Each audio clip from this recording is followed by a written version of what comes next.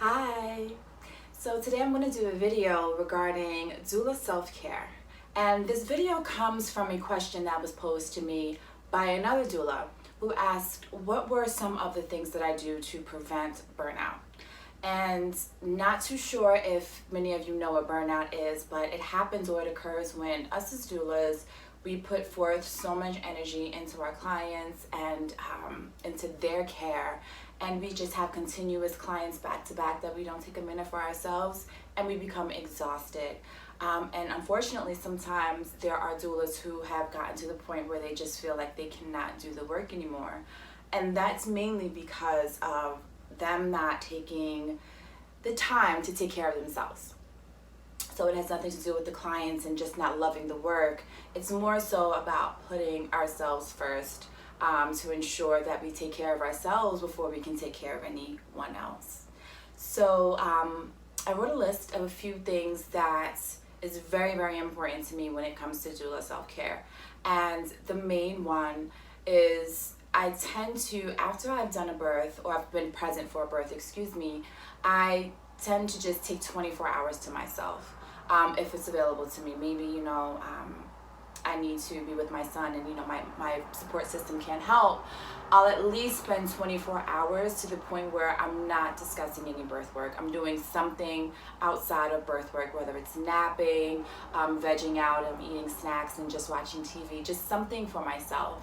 And if my son is with me, he understands, so he'll just hang out with me and we'll watch TV or just go outside. Just 24 hours to recharge. And that's very, very important to me because that helps as far as to just decompress and to just allow everything that I just encountered to just wash over me and to just dispel. So that's one. Another, another tip that I like to use as far as try not to book too many appointments or clients within the same month. So I know, for instance, that if I've hit 3 clients a month, I'm burnt out. My max, I'll try to do 2. It really depends on what other jobs you're doing in the interim, as long as you give yourself that break. Because if you are on call and you have 3 clients a month, then you would typically constantly moving. You're on call. You don't have that break for yourself, for your family, for anyone else. And that will definitely lead to burnout. So it's very important. I know my threshold is 2 clients. I would rather, do 1. But if I know that I'm in a situation where I can, I need to take 2, that would be it for me. And that's just 2 birth clients. Postpartum clients, since you can schedule that a little bit differently, maybe you can throw in as much as you feel like you need based on your schedule. But I'm speaking of birth clients. Another thing that I do as far as for my doula self-care is I make sure that I have a huge support system of doulas. I make sure that I have maybe that 1 or 2 doula who I can speak to if I am in a birthing situation, or maybe that I can call on my way coming from a birthing situation. Just someone who can really understand what it is that I'm going through, or if I have any questions, just that person who's on standby. It's very important to just have someone who understands your lifestyle that you can just bounce ideas off of, or share a laugh or a cry. So that is very, very important. Also, it's very important to see a therapist. I definitely see my therapist once every 2 weeks, and that's more so for my state of mind, my clarity, my well-being. It's my mental self-care, right? And I feel like we all need that. And that's just to unpack my life and the work that I'm doing, because there's so many instances that come up with each client. Not one client is the same. And at times you are in a family situation or a friend situation and they can't really understand, or they don't really understand. So it's really good to just go to a therapist, that middle ground person who can just help you process all of the thoughts and feelings that you have while in this work. Another one is nutrition. It's very, very important to ensure that not only am I eating and drinking while I'm at a birth, but even afterwards, while I'm taking that 24 hours, that if it's available to me, I will order in, have it come to me as far as the food.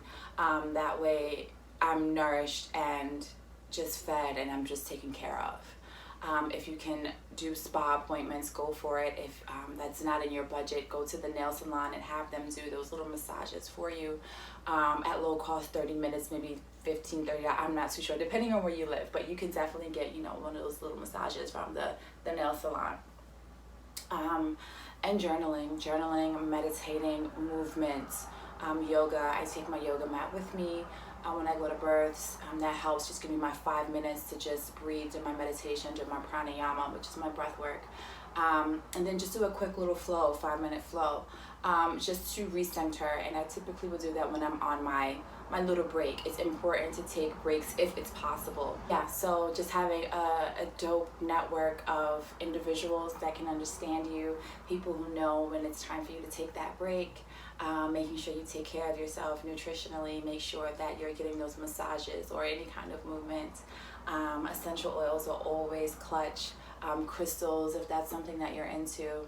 I definitely walk with my tourmaline to just help block off any of the energy that I don't need. Rose quartz for all of the love that I do need for the birth. And at times I also do the moon crystals. My mom makes the rosaries and the bracelets for that. So that's also for fertility. So if crystals are your thing, definitely bring those with you. Have them with you when you are at a birth and even after, during your meditation. And whatever essential oil is needed for you, because essential oils, the smell definitely does, and it can shift how you're feeling in a moment. So it's always very important to take care of yourself. And we don't want to have doulas out here burning out, because we have such an important role in the birth world, and we need everyone to be happy and healthy. So thank you for listening to my tips, and I will talk to you soon. Namaste.